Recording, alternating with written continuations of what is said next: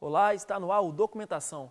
A cada semana o documentário vai contar histórias de vidas, ideias e ações de cada canto do país. A história da tribo Avá-Canoeiro, ameaçada de extinção.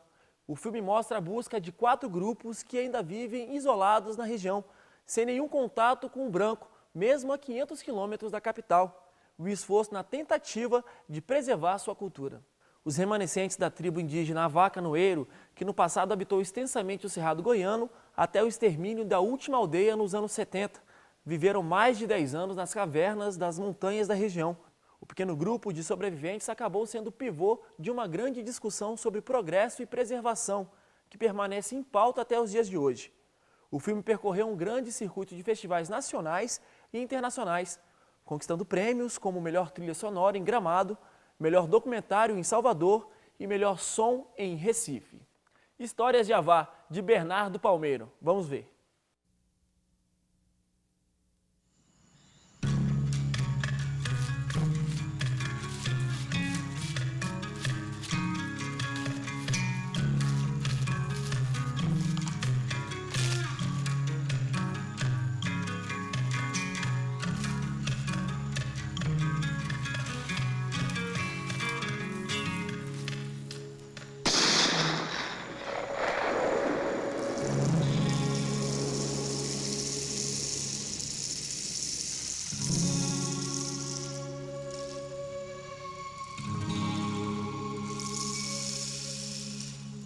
Avá significa gente, homem.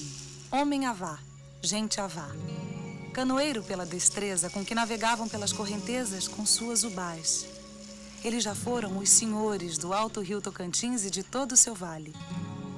Hoje são conhecidos por sua capacidade de sobrevivência. Estão ameaçados de extinção.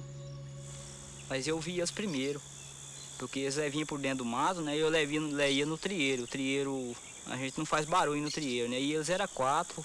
Mas depois ele bagulhinho, aí eu paro na iau e não, lá pela minha, preciso cair, mac.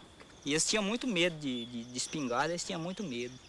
Meu morreu no mato, papai morreu no mato, eu mesmo morreu mãe embora, aí senão o homem se vê mesmo não. Mesmo uma cá, tudo, curatão não. Aí eu paro na iau, aí eu vou embora, aí senão pegar. Aí eu deixei eles lá e rompi, né? Peguei o trieiro e rompi assim uns 50 metros e eles ficaram, olhei para trás, eles estavam olhando para mim triste. Aí eu fiquei com dó, sabe? Eu falei, isso a gente acenando para eles podem entender e me acompanhar, né? A história dos Avá-Canoeiro é conhecida desde a chegada dos bandeirantes no Planalto Goianense, a partir de fins do século XVII. É semelhante à de outros grupos indígenas que sofreram violentas perseguições e se extinguiram após incessantes massacres nunca esclarecidos. No entanto, a grande diferença entre os Avá-Canoeiro e os demais grupos de Goiás está na sua capacidade de resistência e na forma singular com que ela se deu. Primeiro, eles resistiram pela força guerreira, lutando na defesa de seu território.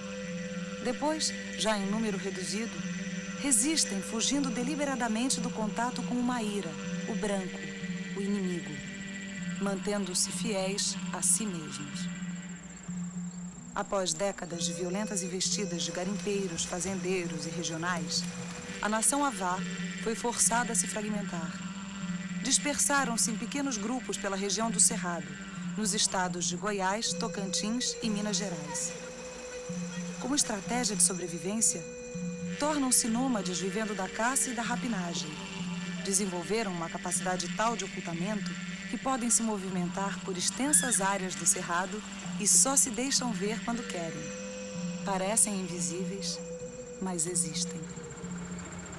Nós estamos indo agora para a equipe Eco, fica na Serra do Tombador, entre os córregos do Engenho e o córrego do Meio.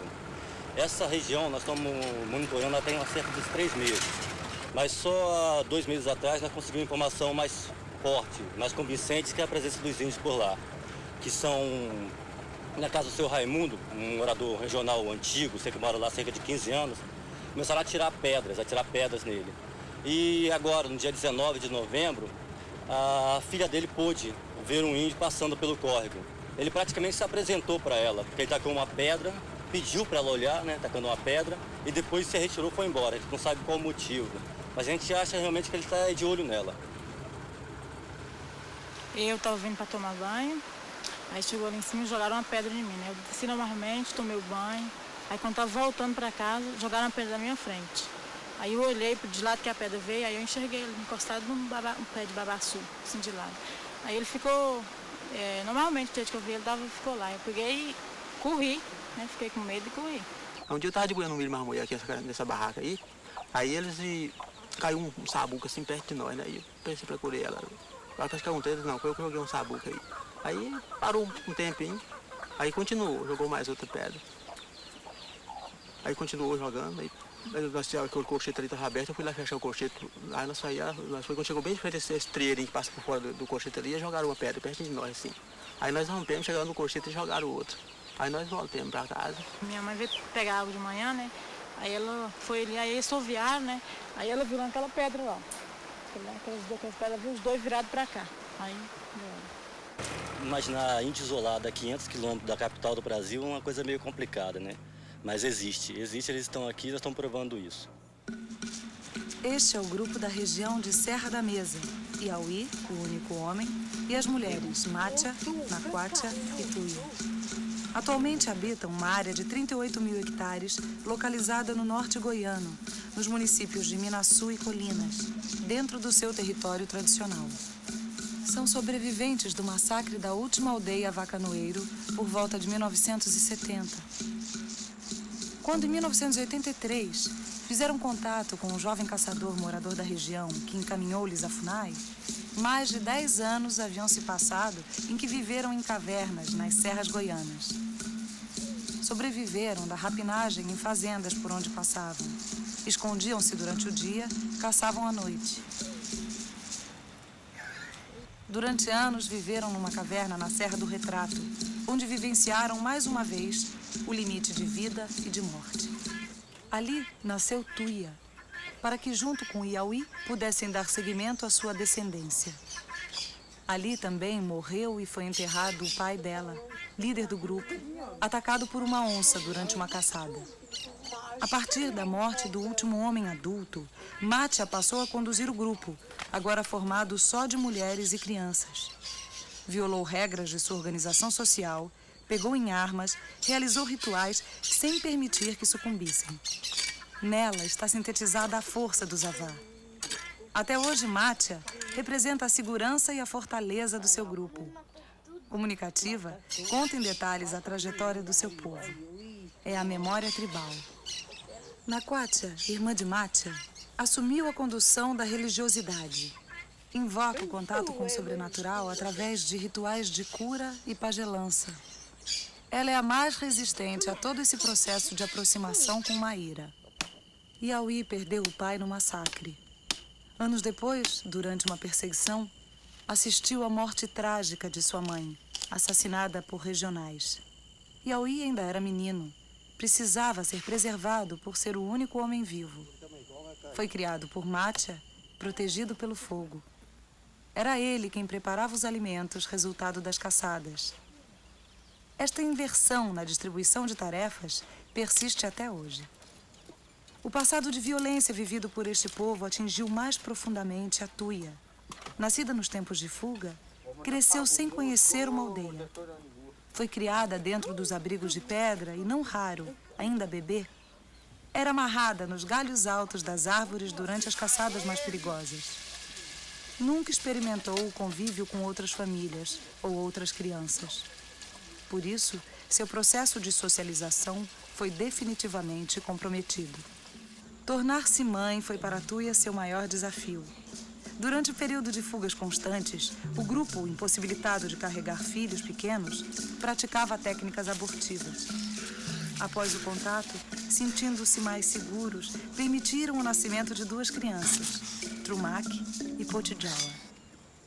As crianças transitam bem nos 2 mundos, no mundo dos Maíra, que hoje passa a significar proteção, e no universo Avá, que lhes é passado dia a dia.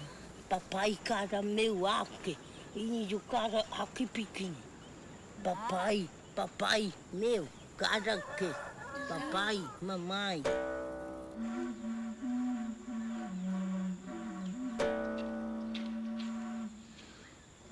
O meu aqui, ele aqui pela tela. Não é dois não é. Aí eu tô muito aqui, aí eu mais moro no mato. Pai, o buraco tá noite. Aí eu me chamo. Ai, Itaco. Ote mais marita, Mônica mais marita. Aí, pilata. O índio pego, pilata. Ana, pilata. Aí, papai, o macaco. Caiu, me matou. Índio, pá, mata tudo. Aqui pelo tudo, aí, macaco. Índio meu, ai. Aí eu não mato, macacão não mato mais não. Nem outro mais moro. Aí eu mais moro, aí morreu no Unita. Morreu, vai cá. Eu já tinha ouvido, né, casos, tipo, muito tempos atrás, em 73, via sempre eles falar que tinha índio, mas do outro lado do rio, né? Nunca vi eles por aqui, foi só em maio que apareceu naquele lugar ali, ó. 4 índios. Quem viu foi meu pai, minha mãe e o cozinheiro do pessoal da estrada. Com a represa e a falta, as queimadas e a falta de comida, eles estão procurando uma pessoa assim que eles vão com o tipo daquela pessoa para se aproximar mais. Historicamente, os grandes projetos econômicos não levavam em consideração as populações atingidas, principalmente quando se tratava de minorias étnicas. Grupos indígenas sempre foram descartados das negociações quando a questão era de interesse da sociedade majoritária.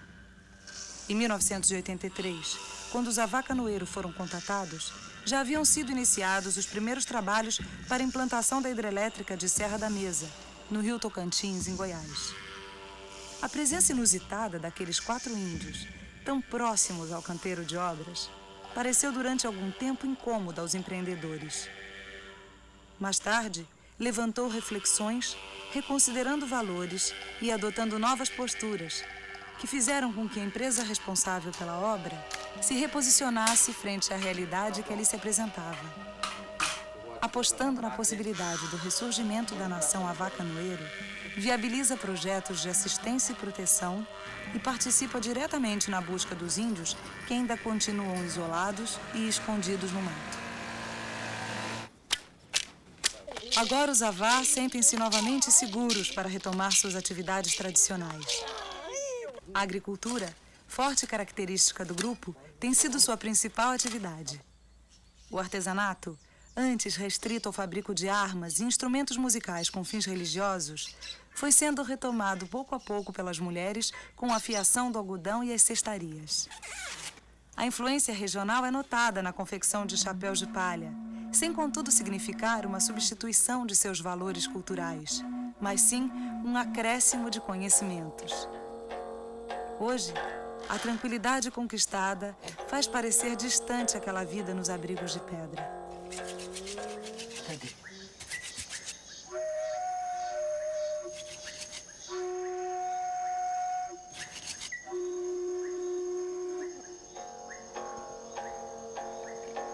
Tuya papayake, na quachaque, eu aqui, na yau, lá em no mato.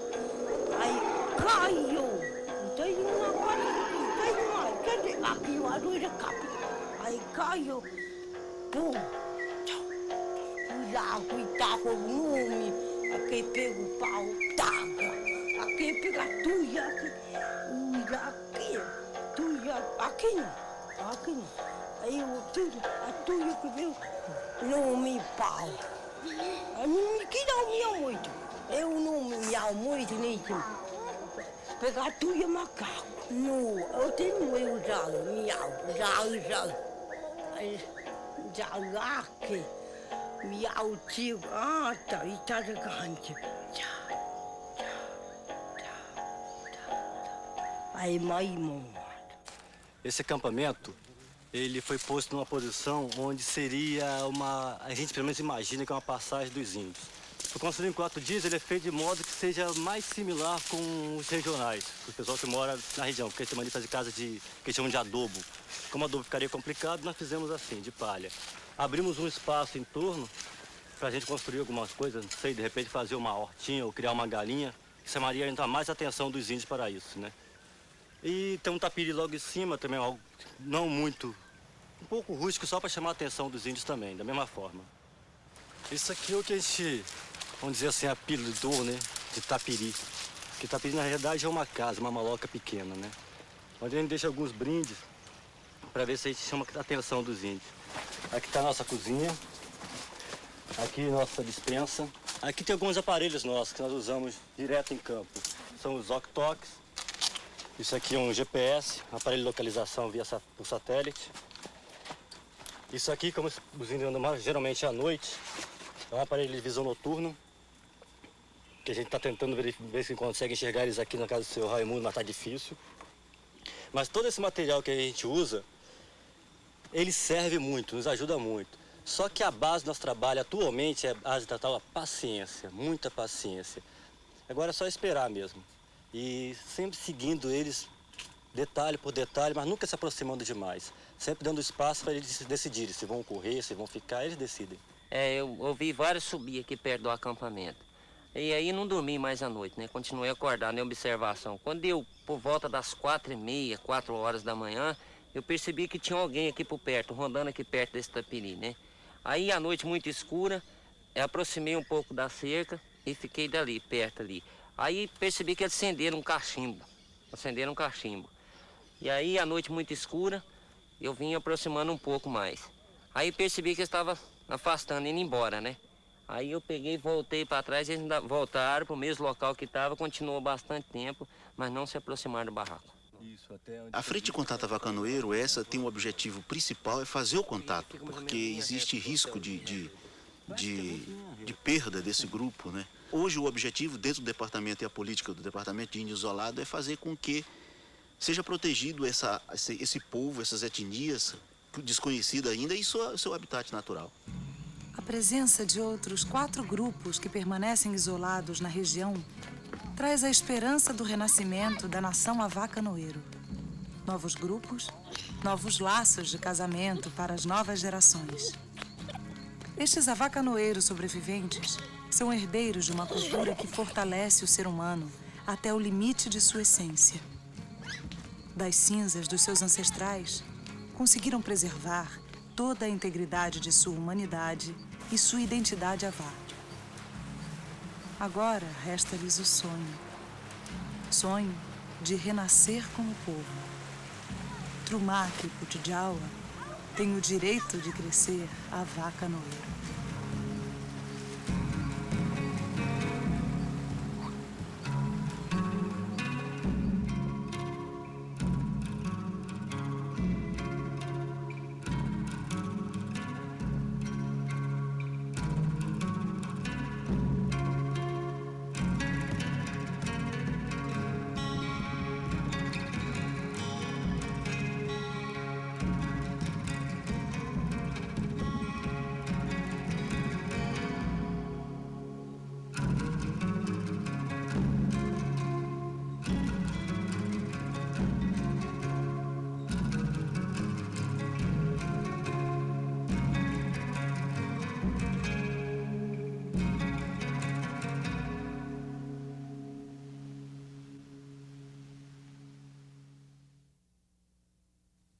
Ó, Barrilão, Trumac falando, cadê?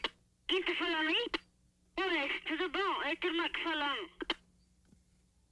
Oi, Gaito, como é que tá? Tem gaiteiro aí, não? E aí, choveu muito? Aqui choveu muito. Então tá bom. Aqui chuva molhou arroz e tudo. Aqui eu tô de milho, tudo. Choveu muito, então tchau. E para saber mais sobre as políticas públicas para as populações indígenas, acesse o site da FUNAI, www.funai.gov.br. Tchau e até a próxima!